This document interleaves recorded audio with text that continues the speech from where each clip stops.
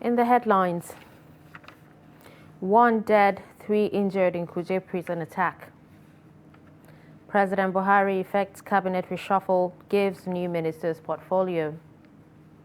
Mourners troop into Abuja residence of late Opec Secretary General. On the foreign scene, Sudan anti-coup protesters stay on the streets rejecting army offer. Hello and welcome to Trust News Update. I'm Dashan Husseina Usman.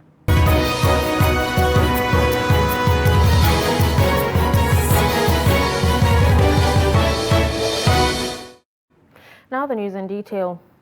Minister of the Federal Territory Musa Bello has paid an on-the-spot assessment visit to Kuje Correctional Facility after terrorists launched a bomb attack. The facility came under attack Tuesday night by terrorists. Over 300 inmates are feared to have escaped from the custodial facility.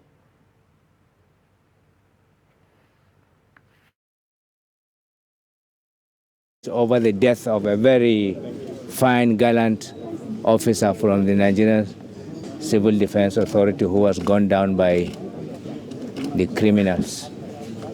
Today is not a time for a lot of speech making. I've just come, I've seen what is here on ground. I've commiserated with the Controller General, and I want to also assure them that the local community, under the leadership of His Royal Highness the Gomo of Kuje, has been informed to summon all the local heads and village chiefs and community leaders so that those who have escaped here will be traced and will be found.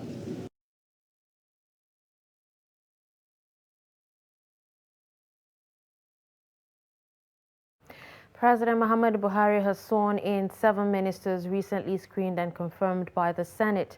The brief swearing-in event was done in 2 batches of 4 and 3 each before the start of the Federal Executive Council meeting at the State House, Abuja. The first batch to be sworn in were Henry Ikechukwu Iko, Abia State; Umana Okon Umana, Akwa Ibom State; Odum Odi, Rivers State; and Ademola Adewale Adegoroye, Ondo State. The second batch included Umar Ibrahim Eliakub, Kano State; Goodluck Nana Opia, Imo State; and Egu Makama Joseph Nkama, Ebonyi State. 5 ministers were moved around due to the cabinet reshuffle, while the new ones were assigned portfolios. The portfolios of the new ministers and reshuffling of 5 old ministers include Umana Okon Umana, Minister for Niger Delta Affairs; Gbemisola Saraki, Minister of State, Mines and Steel Development; Dr. Olorunimbe Mamora, Minister of Science and Technology; Sharon Ikezo, Minister of State, Niger Delta Affairs; and Muazu Jaji Sambo, Minister of Transportation. Others are Umar Ibrahim Eliakub, Minister of State, Works and Housing; Goodluck Nana Opia, Minister of State, Education; Ekuma Kama Joseph Kama, Minister of State, Health; Iko Henry Ikechukwu, Minister of State, Science and Technology; Odum Udi, Minister of State, Environment; and Ademola Adewale Adegoroye, Minister of State, Transportation.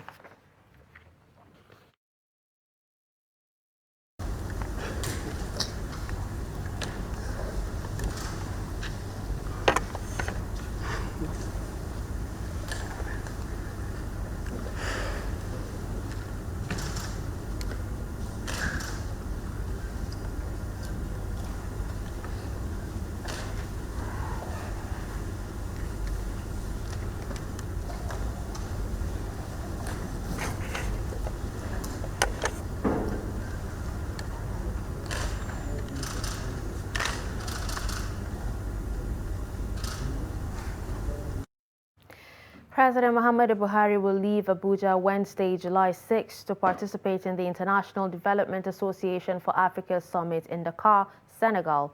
The president will be accompanied on the trip by the Ministers of Foreign Affairs Geoffrey Onyema, Finance, Budget and National Planning Zainab Ahmed, as well as Industry, Trade and Investment Adeni Adebayo. The senior special assistant to the president on media and publicity, Garba Shehu, in a statement issued on Wednesday, said IDA is an institution of the World Bank Group, deepening the support to drive a resilient recovery for countries hit by the global crisis of climate and COVID-19.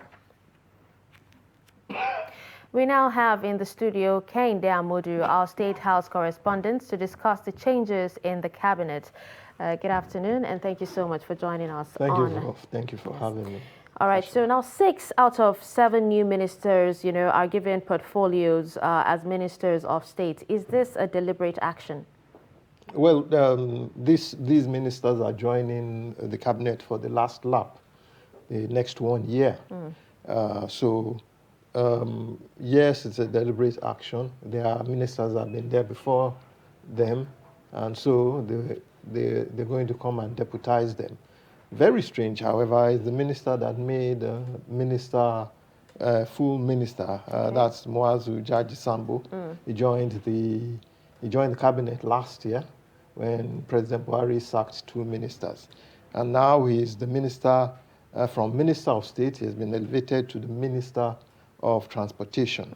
Although, if you look at it, he was area manager of the Lagos zone of the National Inland Waterways Authority. So, he was put in the right spot. Also, very strange is Gbemisola Saraki, who was Minister of State for Transportation, and she's been a Minister of State for over 7 years, and she's still a Minister of State, moved from Transportation to Minister of State, Mines and Steel Development. So, no surprise for the others, really. Some of them are newbies. For instance, Elkanah Joseph is a newcomer. He's going there as Minister of State Health. And then Henry Iko was a former commissioner for industry in Abia State.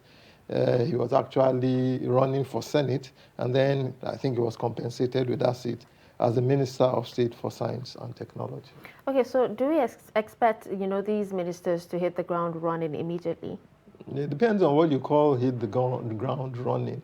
There's already processes that has been put in place. They are expected to fit into the running of government seamlessly. And that is probably why they weren't made full ministers. They're deputizing full ministers. So they have to just sit down and get used to the job. Okay, so what's the significance of the president's trip to Senegal to attend the International Development Association? Is it a necessary trip at this point in time? I know a lot of people saying that the president must have been callous. If there was an attack on Kuje, there was a killing of an ACP, there was an attack on his convoy. But what is at stake is $93 billion that will be shared among countries that are invited for that open dialogue on development challenges and priorities, as well as initiatives. And it's going to lead to an outcome document. So I guess what he's looking at is that, well, I can't miss out, because Nigeria actually does need the funds to fund its economy. All right, well, I think that will be all on this. Thank you so much, Mr. Kehinde, for joining us on News Updates this evening. Thank you for having me. All right, so that was Kehinde Amodu, our State House correspondent. Now with that, we'll move on to more news. Abuja residents of the late Secretary General, Organization of Petroleum Exporting Countries, OPEC, Sanusi Barkindo, I beg your pardon, is attracting mourners who were shaken by his sudden death on Tuesday. Friends and relatives described the former group managing director of NNPC as a detribalized Nigerian who treated all fairly and equally without discrimination. They said Barkindo died at a time the country required his service to navigate socio-economic turbulence occasioned by drops in oil revenues. He's a good man. It's a pity. Let us pray for his soul to rest in peace. Yeah, to rest in our Lord and rest in peace. Yeah, he's a good man. Oh, the life of the man is so surprising that I saw him yesterday when he come back from the villa. He was sitting with us, everybody sitting, was having some visitors that came to him. Later on, we just have this accidentally news about around 11 o'clock that his collapse.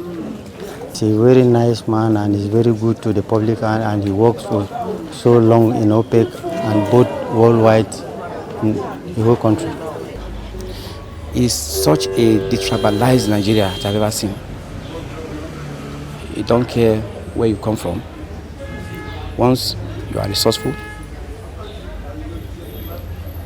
anything you want from him, he gives to you without looking back. The death is so painful. In fact, I'm not as I'm talking now, it's hard to believe.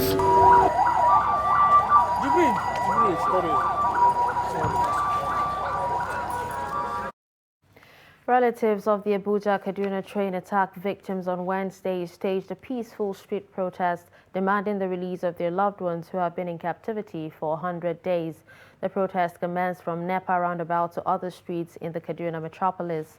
Civil society groups and trade union Congress participated in the peaceful protest, calling on the government to rescue the remaining victims.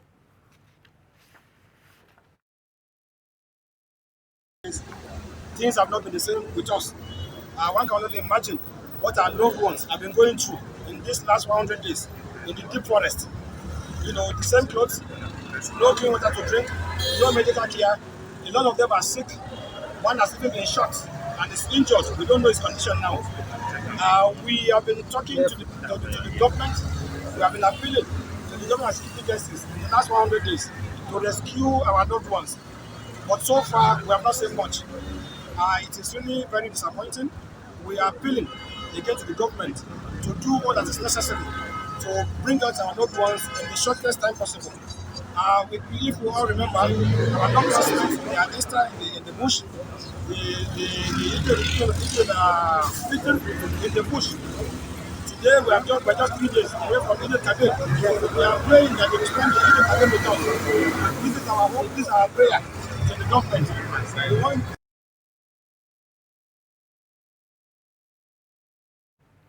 The Federal High Court Abuja has ordered the National Identity Management Commission to transmit the certified true copy of the biodata information of an alleged minor to the Attorney General of the Federation for onward transmission to the United Kingdom, where Senator Ike Ekweremadu is facing alleged organ harvesting charges. Following the senator's arrest by the London Metropolitan Police, Adeboyega Womolo, SAN, had on July 27 urged Justice Inyang Ekwo to order the release of certain official documents of Ukpo, domiciled with NIMSI, Nigerian Immigration Service, and Stanbic IBTC Bank for the purpose of effectively defending Ekweremadu in the UK. The prayers were granted by Justice Inyang Ekwo. At Wednesday's proceedings, however, counsel to NIMSI Muazzam Mohammed told the court that the Commission's rules of engagement do not allow it to give biodata of an individual to a private citizen, adding that based on the NIMSI law, such information should be first handed over to the AGF. Justice Ekwo subsequently ordered NIMSI to supply the information of biodata of the victim, which is in possession of the Commission, to the AGF for onward transmission to the relevant courts in the United Kingdom. You're watching Trust News Update, coming up after the break. Coping with rising food prices. Do stay with us. To every politician, as the campaigns gain momentum and passions begin to rise, remember, the errors of your opponents do not make you a success. Do not run down your opponent and inflame passions to violence between and among your supporters. What counts is what you plan to do for the electorate and how you intend to relieve their sufferings and bring succor. Nigeria is in dire need of patriotic leaders at all levels, leaders who will make national development their priority.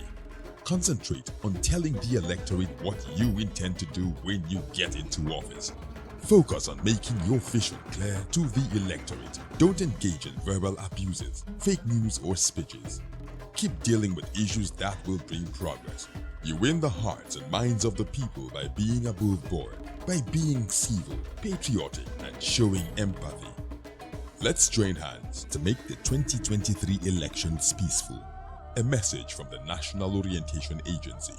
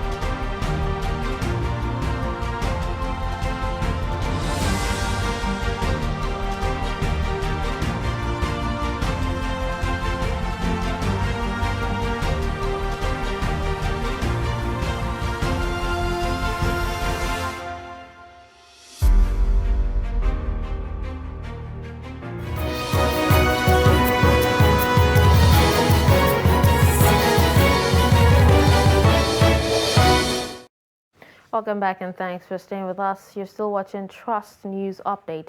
Let's take a look at some of our major stories. We told you that 1 dead, 3 injured in Kuje prison attack. You also heard that President Buhari effects cabinet reshuffle, gives new ministers portfolio. The Economic and Financial Crimes Commission have arrested a 27-year-old suspect and indigent of Rivers State, Nwamana Chuks Ifanyi, for alleged ATM card fraud. The 27-year-old was picked up at the Fruits Market, Wuse Zone 2, Abuja, following an intelligence report. At the point of arrest, 41 ATM cards of different banks bearing various names were found in his possession. Other items recovered from him are a Toyota Venza car with registration number KUJ300MK, 1 POS machine, 2 Apple laptop computers, 6 iPhones, 1 Nokia Touchlight, 1 Apple wristwatch, and 1 driver's license. He claimed that he uses the ATM cards for chargeback.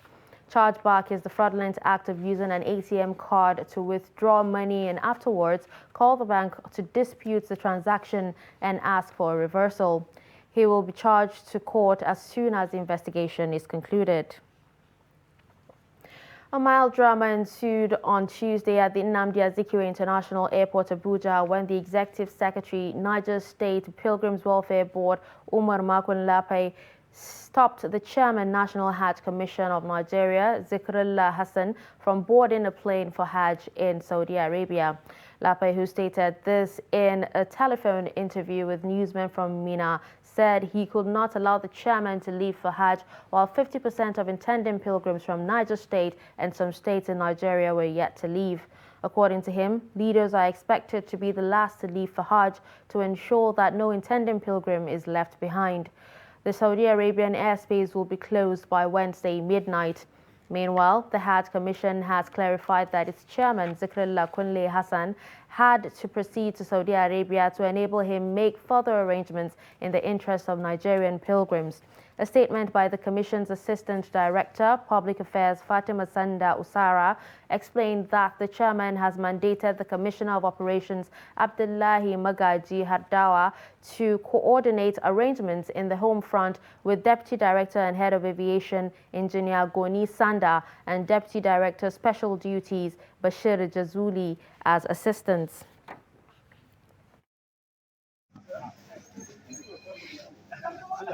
Sir, you can't leave us behind. Sir, you can't leave us behind. I can't accept that. No. It's not acceptable. It's not acceptable, sir. It's not acceptable. Yes, guys, I won't accept it. Sir, let somebody represent you.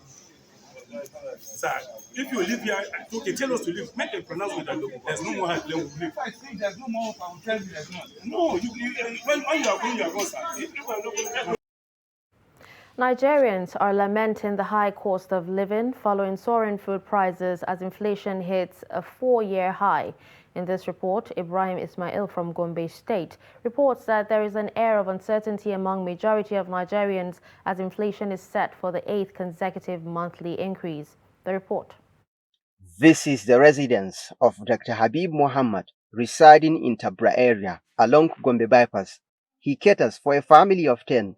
He said taking care of his family has been very challenging due to inflation. He said prices of basic amenities are highly exorbitant, pushing beyond his affordability limits. This is because of the hike in food prices. Whatever you used to buy a few years ago, like 100 naira, it is now almost 300. Not just, it is thrice the price you used to buy it. If I may give an example, a few years ago, we used to buy maize, that's corn. The bag is about 7,000, 8,000. This is just 5 years, 5, 6 years. It's about 7,000, 8,000. But now the price is 17, 18, 19. There was a time that the price was more than 20,000. When you look at rice as well, the price is now 19, 17, 18, 19, 20,000. This is per bag. Habib urged government and other stakeholders to intervene by regulating prices of commodities in markets. Definitely nobody can do that except the authority, because it is a responsibility of the authority to checkmate the inflation. This is because we don't have shortage of these items. We don't have shortage of rice, shortage of maize. When you go to markets, you see it in abundance. But because of the inflation, so the prices are always hiking. This year, people from different parts of the world have been crying over high cost of living, a factor that affects the poor and the rich in developed and developing countries, just like in the United Kingdom and Nigeria. From Gombe, Ibrahim Ismail reporting for Trust TV. In business, the House of Representatives on Tuesday lamented the failure by the leadership of government agencies in charge of fuel supply to respond to its invitations. To this end, the House has read a riot act to the agencies. The agencies are the NNPC Limited, the CBN, the Petroleum Products Marketing Company Limited, the Federal Ministry of Petroleum Resources, the Federal Ministry of Finance, and the Accountant General of the Federation's Office. The report. The ad hoc committee on the volume of daily consumption of fuel was set up on Thursday, sequel to a motion sponsored by Honorable Sergius Ogun at plenary. Part of its mandate was to investigate and determine the daily consumption of PMS, premium motor spirit, in the country. But the absence of critical stakeholders like the NNPC, the NPA, the Central Bank of Nigeria, Accountant General of the Federation, and even the Minister of Finance and her permanent secretary at the hearing infuriated members, including the representative of the Speaker, Honorable Peter Akpakseson. It is not acceptable to the Parliament that people, organizations that are saddled with the responsibility of managing a critical assignment like the distribution and accounting for the distributed and sold PMS in this country will be reluctant to come here to do their duty. Mr. Speaker, the reason why we had this long list of invitees is as a result of initial engagement we had with some of them, and of course we had some capacity building twice, one in Abuja and one in Lagos. That was where we came to the conclusion that we need a holistic participation in order to have input from wide range of participants in the oil industry. The paying agency, which is the CBN, PPMC, and all of those are not here. What data, what facts can we get from those who are also onlookers or contributors? It must first come from them.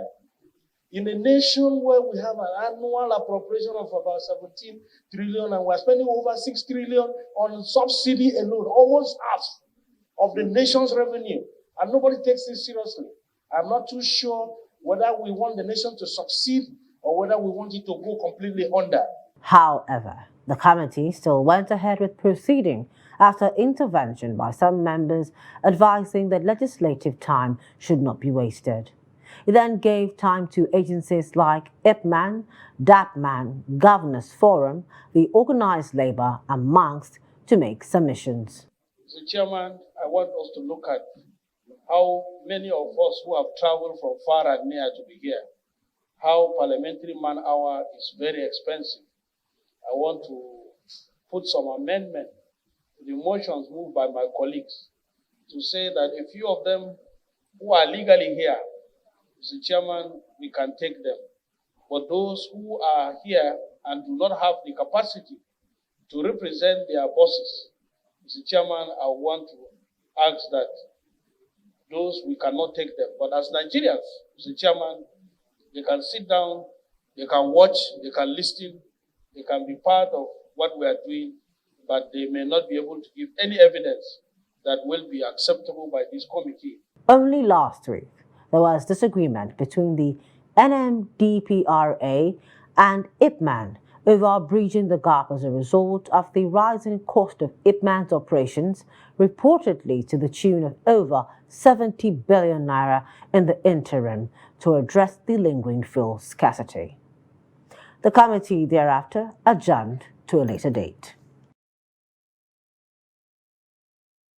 And finally, on the international scene, Sudanese anti-coup protesters manned barricades on the streets of the capital Wednesday, saying they did not believe promises by the army chief saying he would make way for a civilian government. On Wednesday, for a 7th straight day, crowds called on the army to relinquish power and chanted slogans against Burhan. And with this, we've come to the end of Trust News Update. Don't forget to follow us across all our social media platforms. I'm Dashan Husseina Usman. Thanks for watching.